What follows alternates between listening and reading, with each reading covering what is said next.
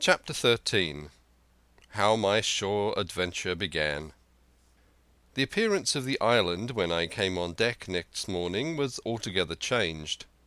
Although the breeze had now utterly ceased, we had made a great deal of way during the night, and were now lying becalmed about half a mile to the southeast of the low eastern coast. Grey-coloured woods covered a large part of the surface. This even tint was indeed broken up by streaks of yellow sand-break in the lower lands, and by many tall trees of the pine family out-topping the others, some singly, some in clumps. But the general colouring was uniform and sad. The hills ran up clear above the vegetation in spires of naked rock.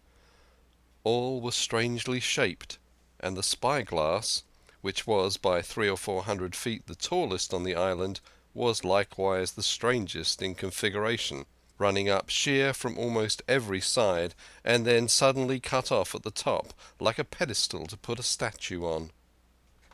The Hispaniola was rolling scuppers under in the ocean swell.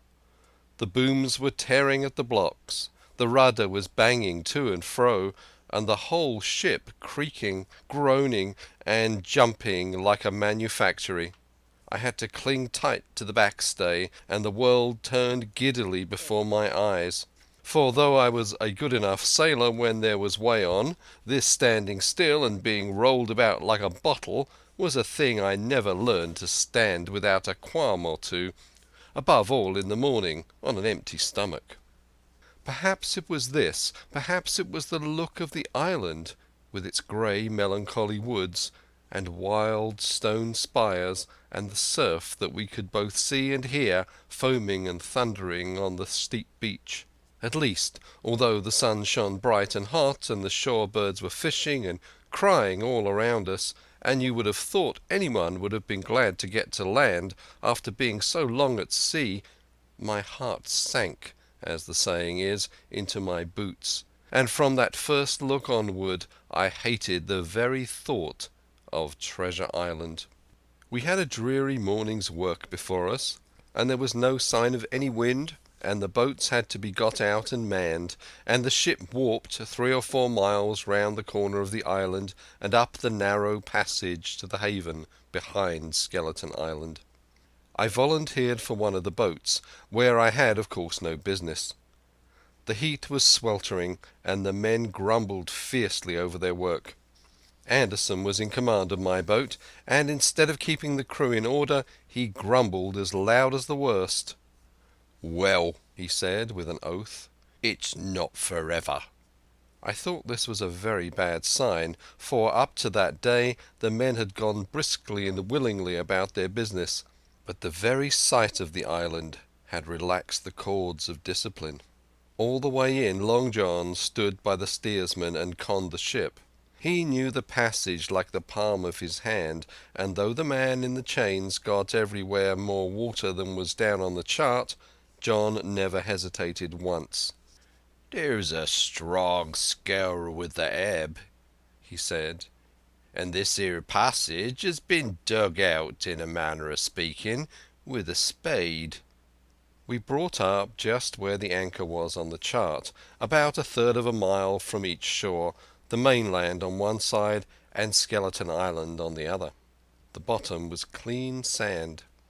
The plunge of our anchor sent up clouds of birds wheeling and crying over the woods, but in less than a minute they were down again, and all was once more silent.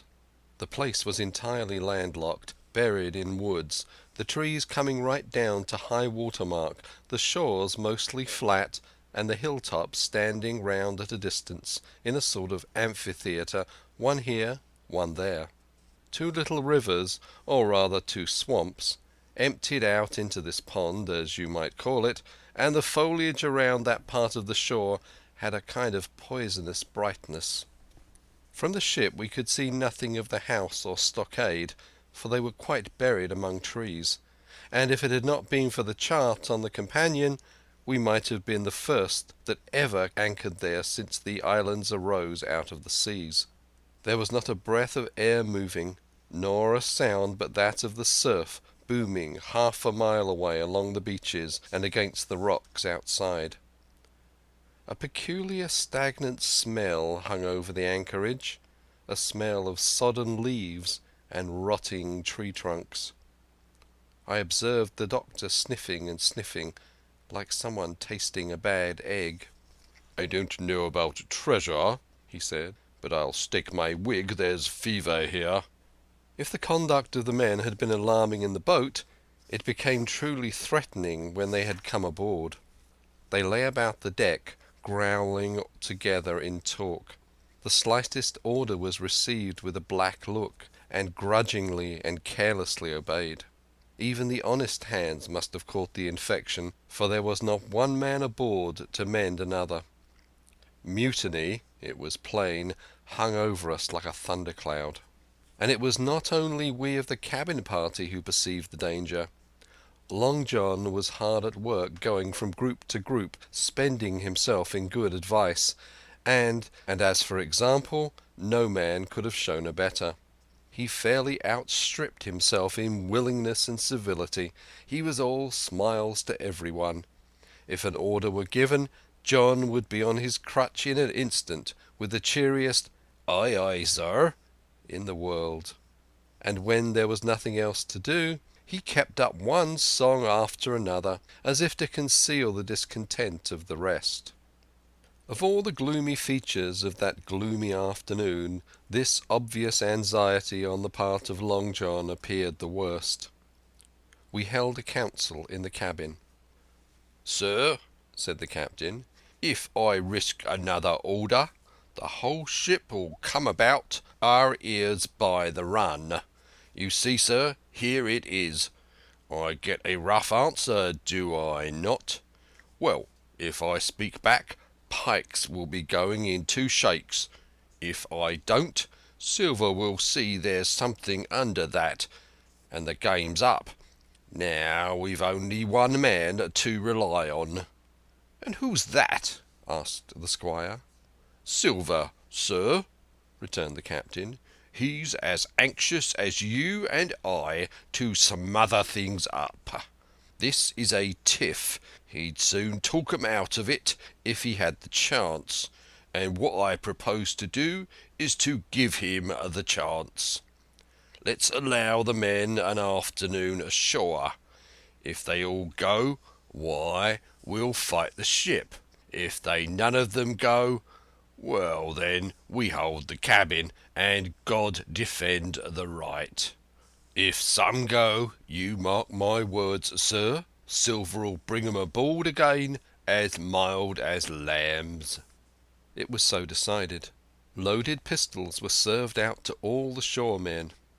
Hunter, Joyce and Redruth were taken into our confidence, and received the news with no less surprise and a better spirit than we had looked for, and then the captain went on deck and addressed the crew. "My lads," said he, "we've had a hot day, and are all tired and out of sorts. A turn ashore'll hurt nobody. The boats are still in the water. You can take the gigs, and as many as please can go ashore for the afternoon. I'll fire a gun half an hour before sundown." I believe the silly fellows must have thought that they would break their shins over treasure as soon as they were landed, for they all came out of their sulks in a moment, and gave a cheer that started the echo in a far-away hill, and sent the birds once more flying and squalling round the anchorage.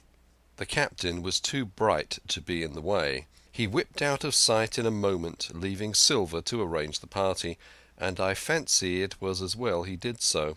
Had he been on deck, he could no longer so much as have pretended not to understand the situation. It was as plain as day. Silver was the captain, and a mighty rebellious crew he had of it. The honest hands, and I was soon to see it proved that there were such on board, must have been very stupid fellows. Or rather, I suppose the truth was this, that all hands were disaffected by the example of the ringleaders, only some more, some less, and a few, being good fellows in the main, could neither be led nor driven any farther. It is one thing to be idle and skulk, and quite another to take a ship and murder a number of innocent men. At last, however, the party was made up. 6 fellows were to stay on board, and the remaining 13, including Silver, began to embark. Then it was that there came into my head the first of the mad notions that contributed so much to save our lives. If 6 men were left by Silver, it was plain our party could not take and fight the ship, and since only 6 were left, it was equally plain that the cabin party had no present need of my assistance. It occurred to me at once to go ashore. In a jiffy I had slipped over the side and curled up in the foresheets of the nearest boat, and almost at the same moment she shoved off. No one took notice of me, only the bow oar saying, "Is that you, Jim? Keep your head down." But Silver, from the other boat, looked sharply over and called out to know if that were me, and from that moment I began to regret what I had done. The crews raced for the beach, and in the boat I was in, having some start and being at once the lighter and the better manned, shot far ahead of her consort, and the bow had struck among the shoreside trees, and I had caught a branch and swung myself out and plunged into the nearest thicket, while Silver and the rest were still 100 yards away. "Jim! Jim!" I heard him shouting. But you may suppose I paid no heed. Jumping, ducking and breaking through, I ran straight before my nose till I could run no longer. End of chapter 13. Chapter 14. The First Blow. I was so pleased at having given the slip to Long John that I began to enjoy myself and look around me with some interest on the strange land that I was in. I had crossed a marshy tract full of willows, bulrushes and odd, outlandish, swampy trees, and now had come out upon the skirts of an open piece of undulating sandy country, about a mile long, dotted with a few pines and a great number of contorted trees not unlike the oak in growth, but pale in the foliage like willows. On the far side of the open stood one of the hills, with 2 quaint craggy peaks shining vividly in the sun. I now felt for the first time the joy of exploration. The isle was uninhabited, but my shipmates I have left behind, and nothing lived in front of me but dumb brutes and fowls. I turned hither and thither among the trees. Here and there were flowering plants unknown to me. Here and there I saw snakes, and one raised his head from a ledge of rock and hissed at me with a noise not unlike the spinning of a top. Little did I suppose that he was a deadly enemy, and the noise was the famous rattle. Then I came to a long thicket of these oak-like trees, live or evergreen oaks I heard afterward they should be called, which grew low along the sand like brambles, the boughs curiously twisted, the foliage compact like thatch. The thicket stretched down from the top of one of the sandy knolls, spreading and growing taller as it went, until it reached the margin of the broad reedy fen through which the nearest of the little rivers soaked its way into the anchorage. The marsh was streaming in the strong sun, and the outline of the spyglass trembled through the haze. All at once there began to go a sort of bustle among the bulrushes. A wild duck flew up with a quack, another followed, and soon over the whole surface of the marsh a great cloud of birds hung screaming and circling in the air. I judged at once that some of my shipmates must be drawing near along the borders of the fen. Nor was I deceived, for soon I heard the very distant and low tones of a human voice, which, as I continued to give ear, grew steadily louder and nearer. This put me in great fear, and I crawled under cover of the nearest live oak and squatted there, hearkening, as silent as a mouse. Another voice answered, and then the first voice, which I now recognized to be Silver's, once more took up the story and ran on for a long while in a stream, only now and again interrupted by the other. By the sound they must have been talking earnestly and almost fiercely, but no distinct word came to my hearing. At last the speakers seemed to have paused, and perhaps to have sat down, for not only did they cease to draw any nearer, but the birds themselves began to grow more quiet and to settle again into their places in the swamp. And now I began to feel that I was neglecting my business. That since I had been so foolhardy as to come ashore with these desperadoes, the least I could do was to overhear them at their councils, and that my plain and obvious duty was to draw as close as I could manage under the favourable ambush of the crouching trees. I could tell the direction of the speakers pretty exactly, not only by the sound of their voices, but by the behaviour of the few birds that still hung in alarm above the heads of the intruders.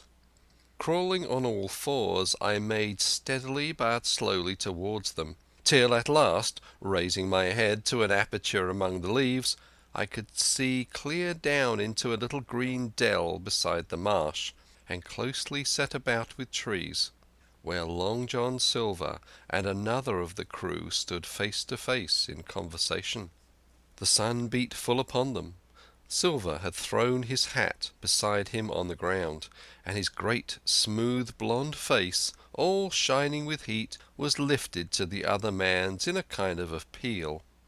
"Mate," he was saying, "that's because I thinks gold dust of you, gold dust, and you may lay to that, and if I hadn't took to you like pitch, do you think I'd have been here a warning of you? All's up. You can't make nor mend. It's to save your neck that I'm a-speaking, and if one of the wild uns knew it, where'd I be, Tom? Now tell me, where'd I be?" "Silver," said the other man, and I observed he was not only red in the face, but spoke as hoarse as a crow, and his voice shook too, like a taut rope. "Silver," says he, "you're old, and you're honest, or has the name of it, and you've money too, which lots of poor sailors hasn't, and you're brave or I'm mistook. And will you tell me you'll let yourself be led away with that kind of a mess of swabs? Not you. As sure as God sees me, I'd sooner lose my hand if I turn again my duty."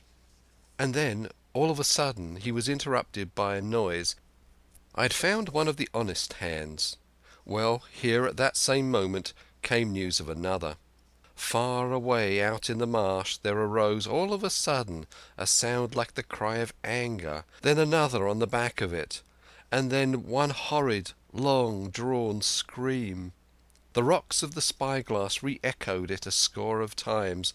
The whole troop of marsh birds rose again, darkening heaven with a simultaneous whir, and long after that death yell was still ringing in my brain, silence had re-established its empire, and only the rustle of the redescending birds and the boom of the distant surges disturbed the languor of the afternoon. Tom had leapt at the sound, like a horse at the spur, but Silver had not winked an eye. He stood where he was, resting lightly on his crutch, watching his companion like a snake about to spring. "John," said the sailor, stretching out his hand. "Hands off!" cried Silver, leaping back a yard, as it seemed to me, with the speed and security of a trained gymnast. "Hands off if you like, John Silver," said the other. "It's a black conscience that can make you feared of me, but in Heaven's name, tell me what was that?" "That?" returned Silver, smiling away, but warier than ever, his eye a mere pinpoint in his big face, but gleaming like a crumb of glass. "That? Oh, I reckon that'd be Allen." And at this poor Tom flashed out like a hero.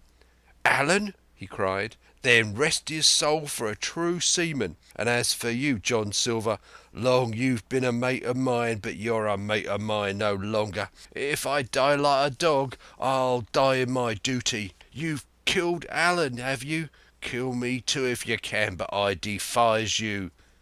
And with that this brave fellow turned his back directly on the cook and set off walking for the beach. But he was not destined to go far. With a cry, John seized the branch of a tree, whipped the crutch out of his armpit, and sent that uncouth missile hurling through the air. It struck poor Tom point foremost, and with stunning violence, right between the shoulders in the middle of his back. His hands flew up, and he gave a sort of gasp and fell. Whether he was injured much or little, none could ever tell. Like enough, to judge from the sound, his back was broken on the spot. But he had no time given him to recover. Silver, agile as a monkey, even without leg or crutch, was on the top of him next moment, and had twice buried his knife up to the hilt in that defenceless body. From my place of ambush I could hear him pant aloud as he struck the blows. I do not know what it rightly is to faint, but I do know that for the next little while the whole world swam away from before me in a whirling mist. Silver and the birds and the tall spyglass hilltop going round and topsy-turvy before my eyes, and all manner of bells ringing and distant voices shouting in my ear. When I came again to myself, the monster had pulled himself together, his crutch under his arm, his hat upon his head. Just before him Tom lay motionless upon the sward, but the murderer minded him not a whit, cleansing his blood-stained knife the while upon a wisp of grass. Everything else was unchanged, the sun still shining mercilessly upon the steaming marsh, and the tall pinnacle of the mountain, and I could scarcely persuade myself that the murder had actually been done, and a human life cruelly cut short a moment since before my eyes. And now John put his hand into his pocket, brought out a whistle, and blew upon it several modulated blasts that rang far across the heated air. I could not tell, of course, the meaning of the signal, but it instantly awoke my fears. More men would be coming. I might be discovered. They had already slain 2 of the honest people. After Tom and Allen, might not I come next? Instantly I began to extricate myself and crawl back again, with what speed and silence I could manage, to the more open portion of the wood.